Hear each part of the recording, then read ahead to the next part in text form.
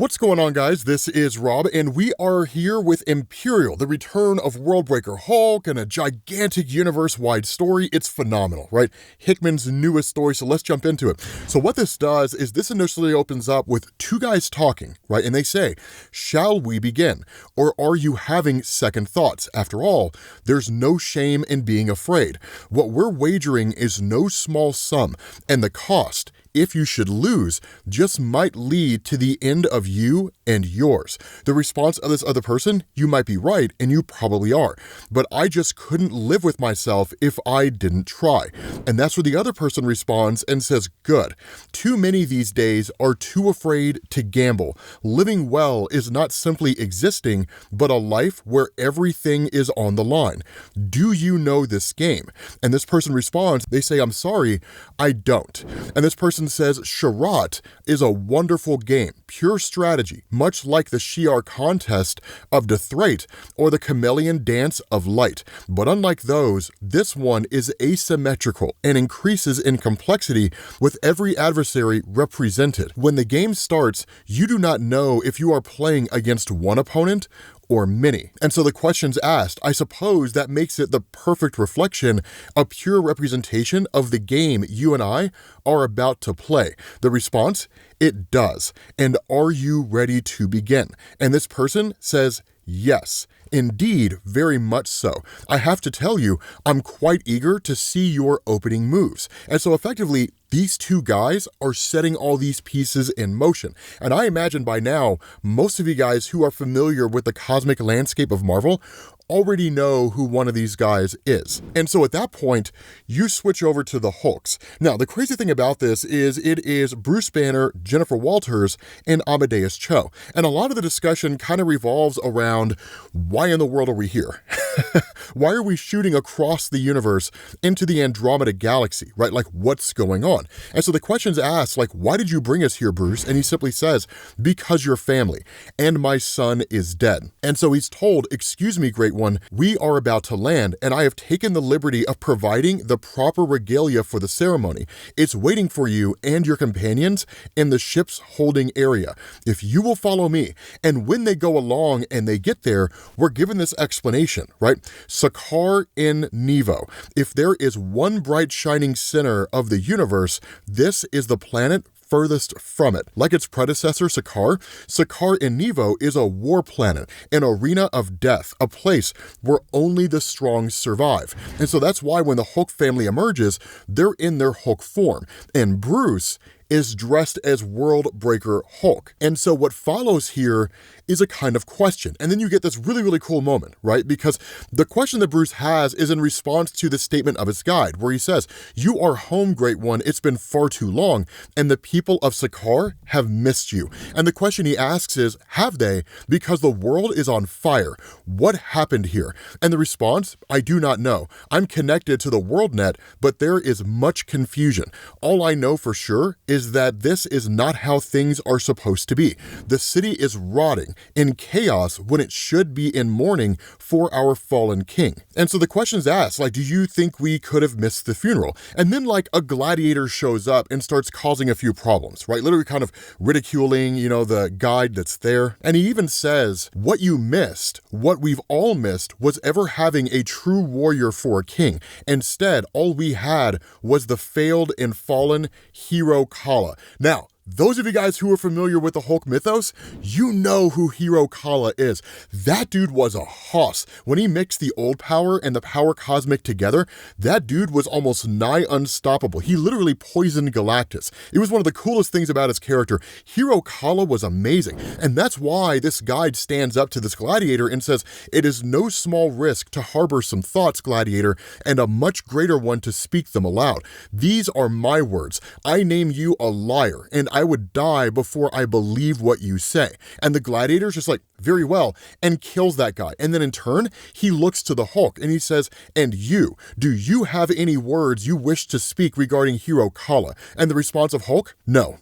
no words, and just like sends this guy flying, right? Like he helps this dude understand his place in the bigger picture, right? And like when he's standing over him, he's like, do you have any words for me? And this guy's like, mercy. And the response of the Hulk, wrong planet, friend, and kills that dude on the spot. And then Hulk kind of asks this question. This guy didn't recognize me. Does no one here recognize who I am? But then like when he calls out, people start referring to him as Worldbreaker. These people on New Sakaar, basically is what it is, they know who he is. And so he's kind of welcomed back, right? And he just asked the question, what happened here? Why has the peace of Hero Kala's passing been breached? And the statement made, Hero Kala died. No one knows how. Mystery, so Galactic Council sends sciencers to see the body. Our holiest of clerics and our most devout paladins watched as they worked. What they saw was terrible. And so this, guide who'd basically been cut in half, he says, I'm listening in to the WorldNet chatter. It's one of the last things I can do. And he says, I think I can explain. The forensic team the Galactic Council sent discovered that Hero Kala did not die of natural causes. It appears as if he was poisoned, murdered. And because this is Holy Sakaar in Nevo, being murdered is the same as being defeated, and being defeated means he could no longer be the rightful ruler of this testing world. All his political marriages were immediately annulled, and now the former wives of Hero Kala and their families vie for the throne, along with every other true blood-born son and daughter of Sakaar. And so at that point, Hulk's like, that's cool, but it doesn't really give me any answers. And so what ends up happening is they travel to go and meet the Galactic Council science guys, right? The ones they sent here to investigate. And the only real bit of information the Incredible Hulk gets here is that Hero Kala was poisoned with 2 poisons acting in unison. But there really isn't any other information given as to how this went down. And so the Hulk at that point is like, we need to go investigate, right? We're going to go see the Galactic Council, see what they know. But he actually leaves She-Hulk here, which is kind of cool because that'll actually book into Stephanie Phillips' She-Hulk one-shot comic, which I'm really excited to read. I'll read anything that Stephanie Phillips writes, but I'm really excited to read this. So we'll kind of see where that goes. Not only that, what's really cool about this is that the questions asked, right, when Amadeus Cho is talking to them about the various poisons they have and the various poisons that killed Hero Kala, he asks, how did you know to come here and to check? I've done a bit of reading. Sakaar in Nevo is basically a backwater world compared to the hub council worlds. So why did you come here to investigate? If you were sent here and you were not called here, who sent you here and why? And the response of this guy, because we knew what we were looking for. And the response of the Hulk is, how would you possibly know something like that? And that's when you get the bigger picture of what's going on, because this guy says, in the last 2 weeks, this is the 4th leader of a Union world to have been murdered in this exact same manner. Be it sovereign, tyrant, or head state, someone is killing the universe's leaders. And so what ends up happening is that when She-Hulk is effectively left behind to maintain the Hulk's authority as what's basically a regent in the area, the Hulk and Amadeus Cho take off to the Galactic Council hub. Now, here's a cool bit of information that we're given here, right? Primary construction of the Galactic Council's interstellar hub was completed 2 cycles ago. The project immediately proceeded into a secondary phase 2 expansion, which is currently underway. When it first came online, the publicly stated purpose of the hub was to provide a central nexus for both intergalactic travel and trade between council territories. However, some believe the true reason for its existence is the formation of a centralized political power structure and an origin point for what is suspected to be a formalized union of the Galactic Council systems. All council members have denied such rumors. So this is basically a Jonathan Hickman long-winded way of saying the conspiracy theory is that the Galactic Council, all the empires of the universe, are consolidating power, and that they're going to become a kind of inner circle, all ruled under one ideology. And so at that point, you pick up with Jason of Spartax, and you pick up with Peter Quill. Come to find out, Victoria is one of the people who has been poisoned. Now, Victoria is a character you may or may not know about. She was introduced in Legendary Star-Lord, and specifically you get her backstory in issue number 12, but she's an illegitimate daughter of Jason of Spartax, right, the father of Peter Quill. And that there comes a point when she kind of wants to follow in Star-Lord's steps to a degree, but she becomes a captain of Spartoy's Imperial Guard for lack of a better word, but she's exceedingly capable, and she's kind of the one that had ruled in Jason's stead when he was essentially ousted. Of course, he's now returned to power in the absence of Victoria, right? The fact that she had been defeated, but it's a cool bit of history there. It doesn't really seem like she has a significant role within this story outside of being the means by which Jason of Spartax retakes power as the Emperor of Spartax, but still, it is a cool little thing that goes on. The other part of this is that as he's talking to Peter, he kind of reveals what he really thinks is going on. Because Peter asks, do you think she's going to be all right? The response of Jason, if she dies, your half-sister will make the fourth leader inside the Galactic Council to mysteriously perish on the eve of our largest meeting in cycles. That this is happening right when we're negotiating the sovereignty, treaties, and laws that will govern this place is a serious problem, Peter. And so that's where Peter's kind of like, so you think there's something more to this than what's initially going on? And the response of Jason, if you're asking me if I believe in coincidences, no, I do not. I will burn an offering and kiss God's feet if it means your sister is somehow saved. But that's beyond my control. What is not is finding out why this is happening and if I can do something about it. And so he says, you need to understand, Peter, as soon as the council is assembled and called into session, I will lose control of the situation. It will become political quickly and involve more than just the Spartoi. So I need someone acting on our behalf outside of that system. Do you understand? And the response of Peter, yeah, I get what you're saying, Pops. So you're saying this is a job for Star-Lord, right? And the response of Jason, no. This is not a job for you, not by any standard of measurement. Mavericks like you are fine when it comes to gunfights and gambling. What we need is someone with an acute sense of law and order. Now, I imagine you guys know exactly who we're talking about, right? But you'll see who we're referring to here in a second, because at that point, you pick up with Hulk and Amadeus Cho showing up here at the Galactic Council headquarters. And the first thing they say is like, take us to your leader, right? It is kind of a cool thing. And so then you switch over to the person that Peter has gone to meet, which is Nova. Richard Rider. Now, I know a lot of you guys love Richard Rider. Richard Rider has a very small but incredibly dedicated fan base. So I know that there are folks out there that adore his character. What's going to be kind of interesting here is that if you're anything like me, the kind of time frame here seemed to throw things off momentarily, because when Peter gets up and starts talking to Nova, that one of the things that happens is we're given a bit of explanation here, where he basically says that he's one of the last two Novas in the universe, the other, of course, being Sam Alexander.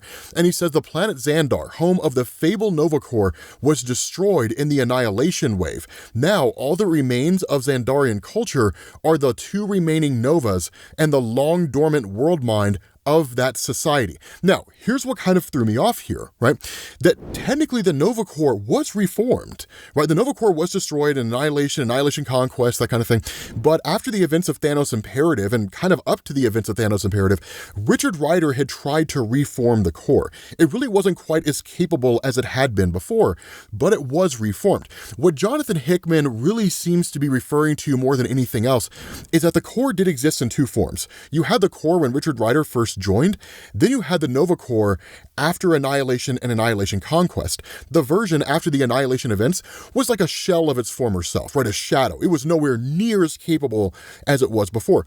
A lot of that was due to the fact that the various worlds out there didn't necessarily trust Richard Rider's ability to lead the Corps, and it hadn't quite proved itself. So they didn't send their best members of their races to join the Corps. They would submit them to like the Imperial Guard or something like that. And so that kind of seems to be the reference that, yes, the Nova Corps kind of returned, but if we're talking about the Corps the way it existed before Annihilation, it's basically dead, and it has been dead ever since. And so again, it's kind of a cool bit of history there. But at the end of the day, Peter approaches Richard Rider with this offer from his father, right? Like, someone out there is killing leaders across the universe. We need someone to look into it. Are you willing to do this? And Richard Rider rejects it. He's like, no. I'm not going to have any part of that whatsoever, right? I've got far more significant things to worry about than that. You are worried about the deaths of leaders, and that's fine. I'm worried about the average person out here struggling and trying to help them as best I can. Not only that, I can't die, right? Because if I do, then that will basically lead to like the Nova Corps not existing in any real capacity whatsoever. He really holds himself as like the last bastion of the Corps, and in a lot of ways he is.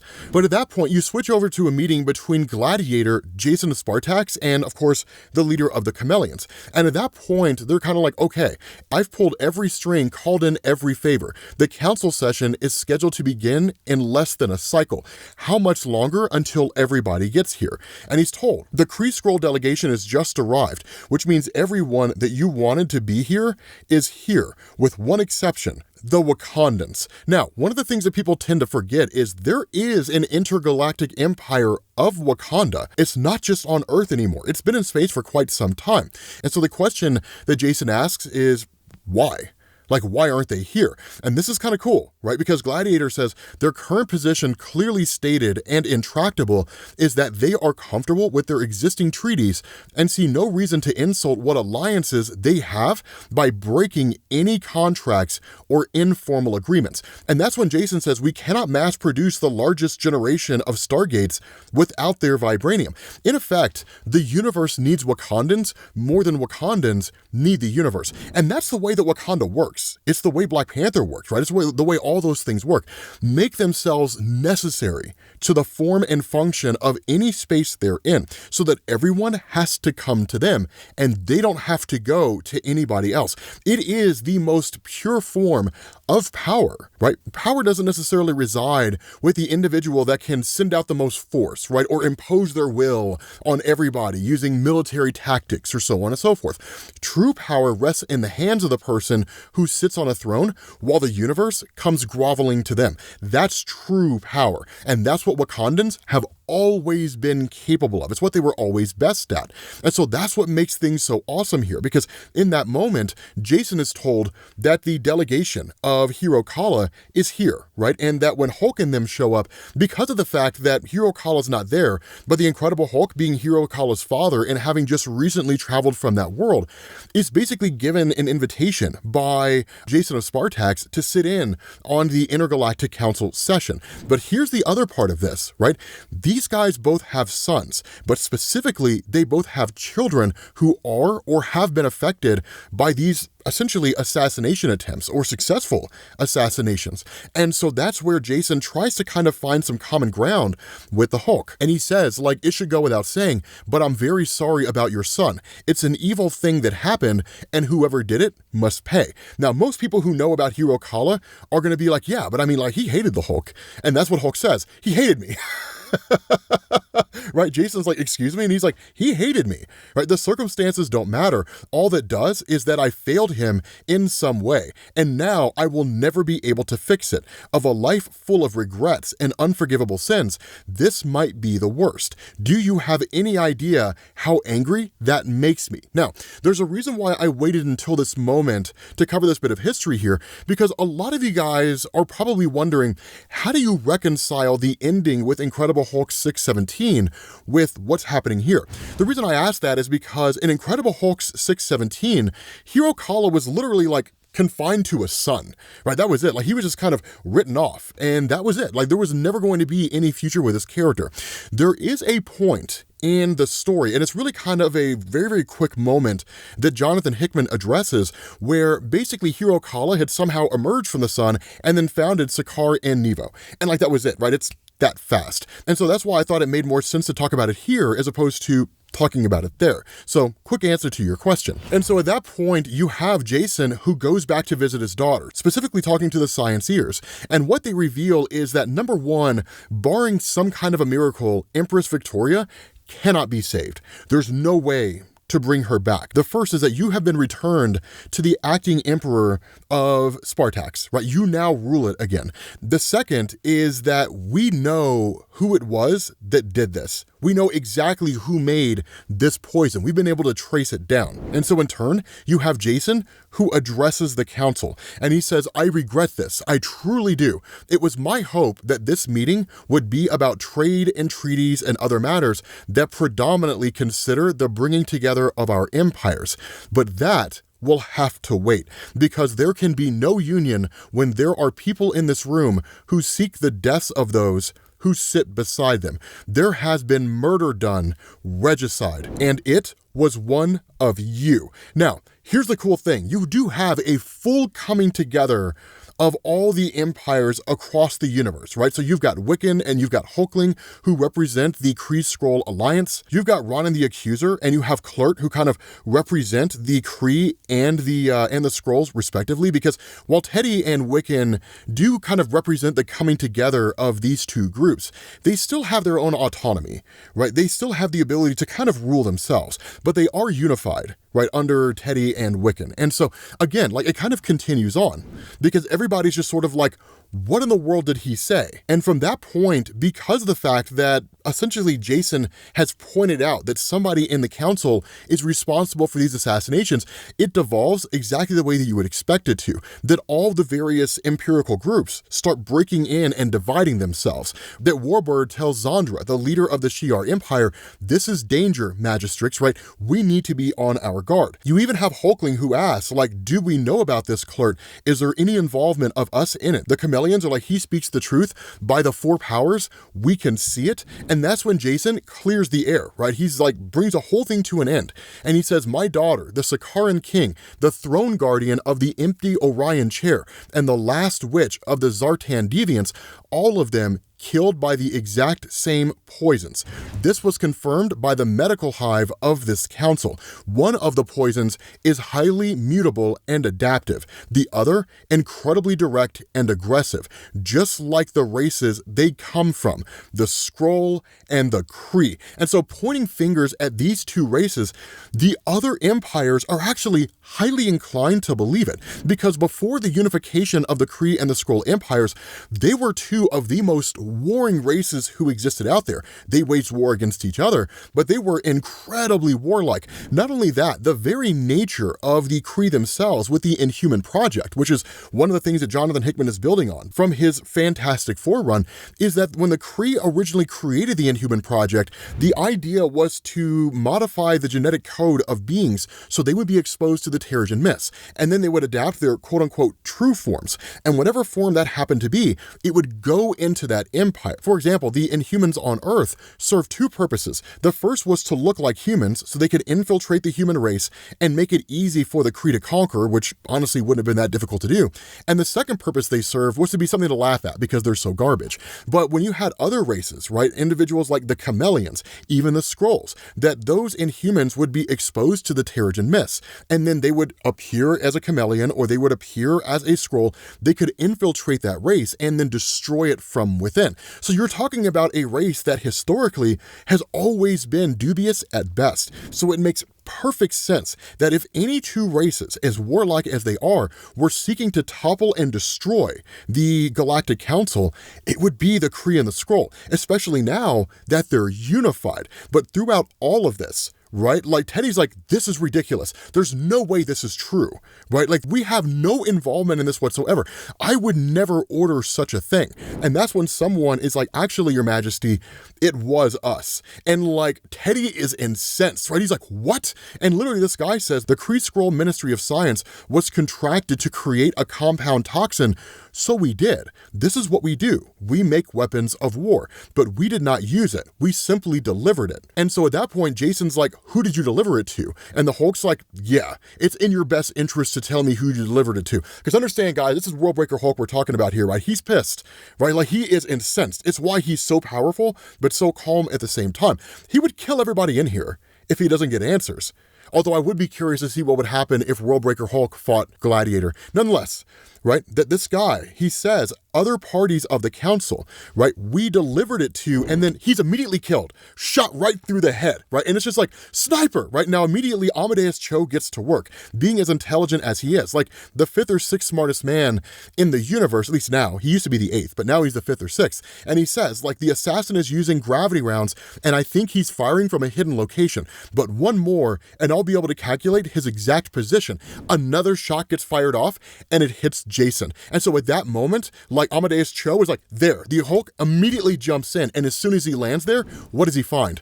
A Wakandan sniper. The Wakandans are seemingly behind this, right? The intergalactic empire of Wakanda. This guy throws a kind of bomb which literally detonates, and this Wakandan makes his escape. But the crazy thing about this, when this device is activated, it blows a hole in the entire council chambers, and like people just get sucked out into space, including Worldbreaker Hulk. This also leads to that Wakandan basically making their escape. And so at that moment, you have like Oracle, basically the telepath in the Shi'ar Empire, who reaches out to Hulk, and it's like the Stargates are already being locked down. The assassins not getting out of the system. Please help us save who we can. And Hulk does exactly that. So you pick up in the aftermath of this, now that everybody seems to know, the Wakandans are behind it. And so the question is asked by Peter, is there any word, right? Because his father's dead now, or at least seemingly dead.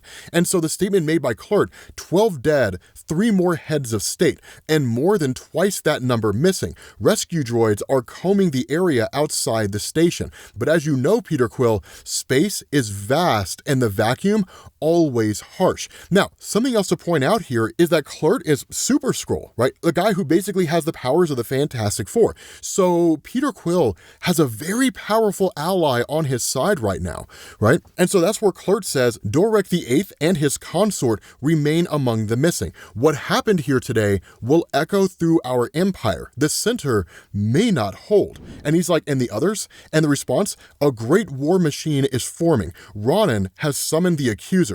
Most of the Shi'ar Imperial Guard is en route, along with a sizable amount of the royal fleet. The same goes for most of the others. Deathbird has called for an audience. Everyone is gathering. Now, on the surface, you may think that would lead to a kind of gigantic war among the empires of the universe, all vying for power.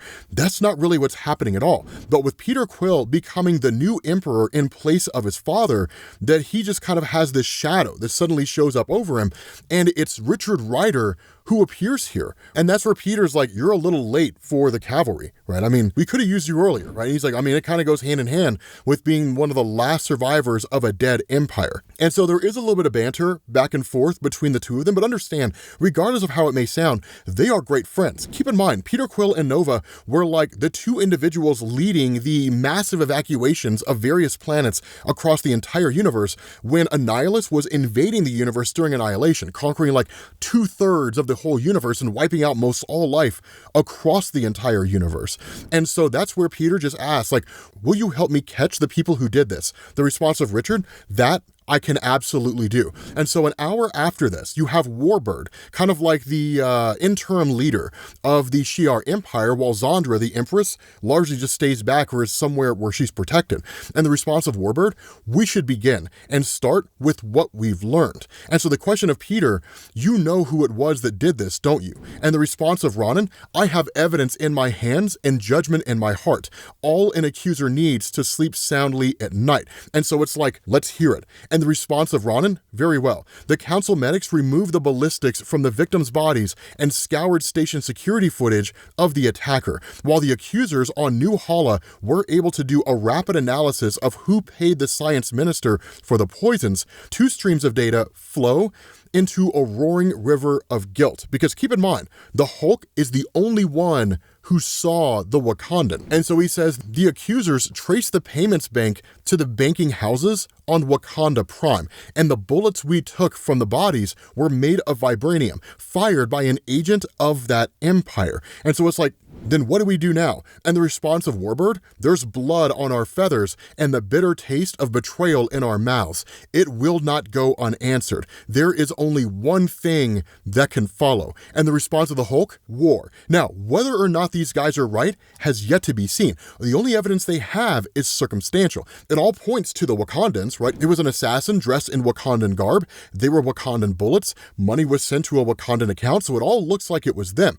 And so, in effect, the empires of the Marvel Universe are going to war against the intergalactic empire of Wakanda. And if you don't know anything about that, it's a fool's errand at best. Because if there's any one thing that the empire of Wakanda is prepared for, it's the universe turning against them. With that being said, guys, we're going to bring this video to an end. I'm excited to see what comes next. I love Jonathan Hickman. Let me know what you guys think down in the comments section. Thank you all for watching, and I will catch you guys later. Peace.